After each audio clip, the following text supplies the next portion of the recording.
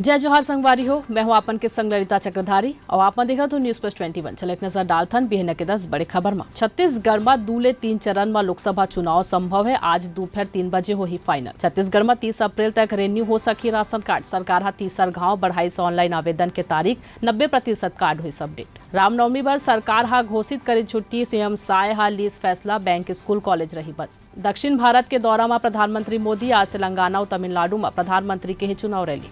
Mumbai airport ले 1.72 करोड़ के gold जब्त करेगी। इस पैसेंजर खजूर के अंदर छिपाए रही। बिहार शिक्षक पात्रता परीक्षा 3 में पेपर लीक मामला में हाजरी बाग ले 5 लोगन ला गिरफ्तार करेगी। राहुल गांधी के नेतृत्व में भारत जोड़ो न्याय यात्रा के आज मुंबई में है समापन।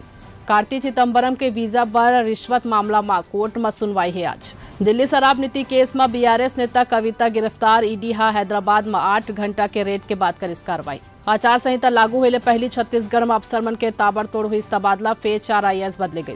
ऐसा नहीं जम्मू खबर पर देखा तो न्यूज प्लस 21 आप मन के हक के बाद।